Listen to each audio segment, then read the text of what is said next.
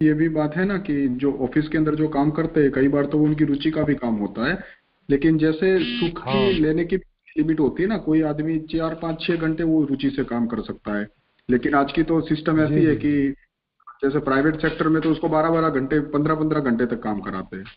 जी तो जी, फिर ये भी वो कारण है, सही कह रहे हैं आप। खत्म हो जाता है, तो फिर हम्म। वहां पे तो फिर वो आलस मतलब ऊर्जा के लिए ही तो वो रेस्ट के मोड पे आ जाता है ना, तो ये हाँ भी हाँ, एक बिल्कुल उसमें। बिल्कुल। जी जी, ये भी एक कारण है कि अब आदमी की ऊर्जा खत्म हो गई और फिर भी उसके काम के घंटे बचे हुए हैं, अब जबरदस्ती उसको करना है, तो वो स्लो स्लो ही करके करेगा। अब कैसे करेगा उसी तरह से? तो ये बात भी सही है कि 4 5 घंटे से ज़्यादा का काम नहीं होना चाहिए किसी एक आदमी को। तो अभी तो 8 घंटे और प्राइवेट में तो 12 घंटे जैसे सर बता रहे हैं। तो ये भी एक कारण है कि रुचि हो तब भी ये समस्या खड़ी हो जाती है, कुछ 4 5 घंटे के बाद में आदमी थक जाता है।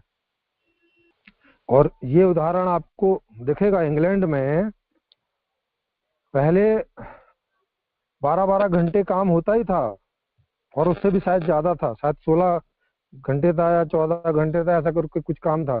तो किसी को ये बात समझ में आई, उसने अध्ययन किया होगा वर्कर्स का, और उसको समझ में आई कि शुरू शुरू के घंटों में तो वो ठीक काम करते हैं और बाद में तो फिर बहुत स्लो मोशन हो जाता है उनका।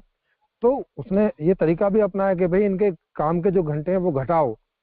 तो जब काम के घंटे घटाए तो लोगों को अच्छा लगा, बोला अब ठीक है, अब काम। और पता चला कि आउटपुट ज्यादा हो गया, ज्यादा पैदा उसमें होने लगी थी, ज्यादा काम होने लग गया था, जबकि काम के घंटे घटा दिए थे।